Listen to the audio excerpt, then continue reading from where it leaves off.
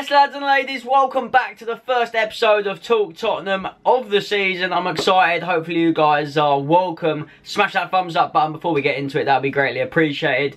You guys saw my last video. It was the reaction video of my dad against Newcastle. We won 2-0. We're going to talk about that. We're going to talk about some transfers, some other bits and bobs. I'm going to set this one out a little bit differently to how I usually do it. If you've seen them before, then you'll know how they normally work with the comments and me replying. So, welcome back. Take a seat. Just listen to me ramble about Tottenham as always. Give your comments, give your feedback down below. That would be greatly appreciated. And today we're going to start off with something really special because basically it's my birthday, I'ma spend my money. Yes, that is right. Today I'm 24 years old. What? And if you obviously follow me on Twitter, you'll know that because I've been saying thank you to about 1 million people today. If you have wished me happy birthday, thank you so much. I appreciate it. It's been I've worked today. I've worked all day, so it's been as good as it can be. Like, I didn't have to do much at work, let's just say that. And had loads of cake. Came home, had more cake, and got presents. So, like, as you do, I'm just a normal guy. I do get presents, believe it or not.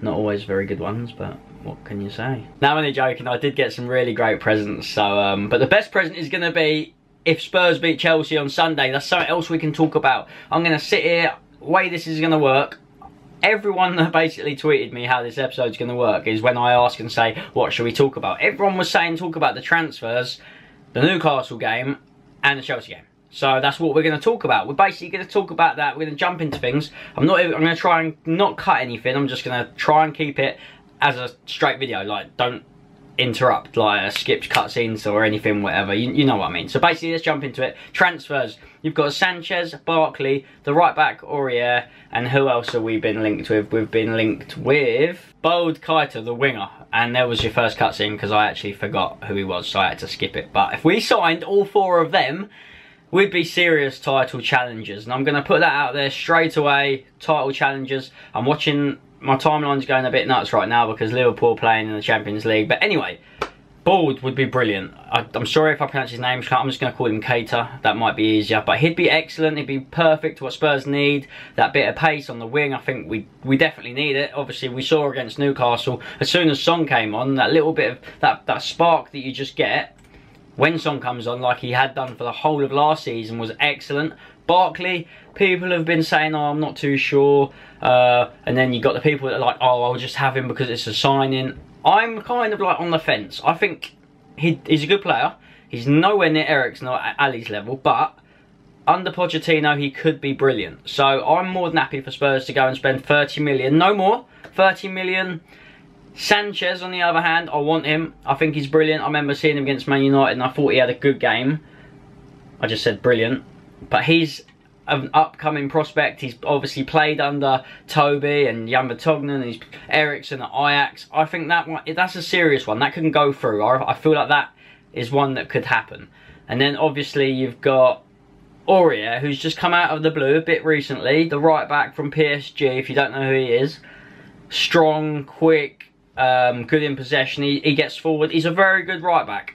Is he going to go to Spurs on the wages? Who knows? We don't know what Levy's going to be doing. He might be offering big signing on fees for these players to take a wage cut. That's what you've got to try and think. Yes, Spurs, the way their wages work is awful. It is quite terrible compared to all these other clubs. We can sit here and say, oh, why can't we splash 100k on him? Why can't we give him 50 grand a week? Why can't we give him 200 grand a week?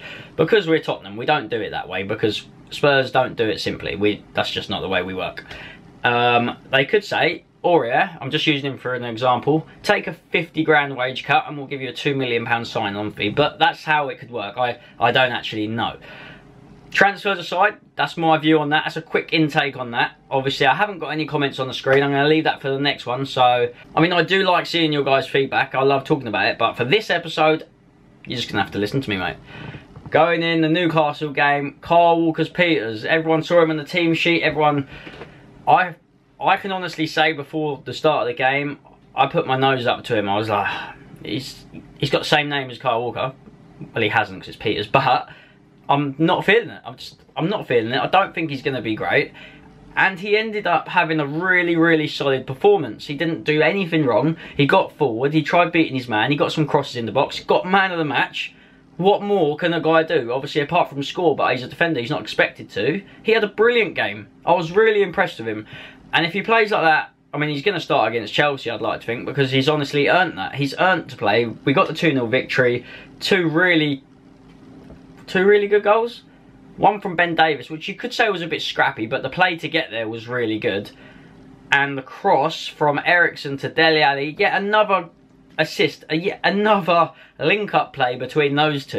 It's great to see. So I was watching that, obviously. I feel like we deserved that victory. Shelvey, obviously, a bit of an idiot for Newcastle getting sent off.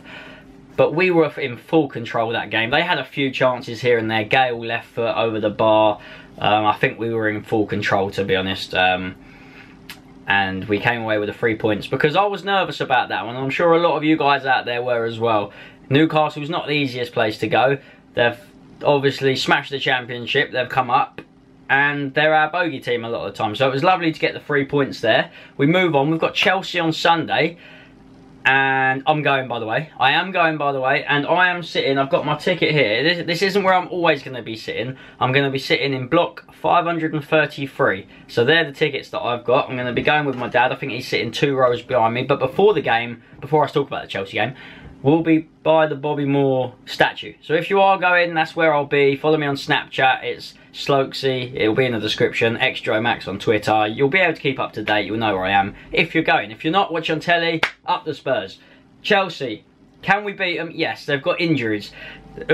Who's missing? They've obviously got Kale, Fabregas, a red card. See you later. Hazard isn't back. Who else is missing? Matic has gone to United. On the other hand, quick one, he was brilliant for Man United. How good did he look? We don't need to talk about him, but he looked really good because it meant Pogba can fly off and do whatever he does best.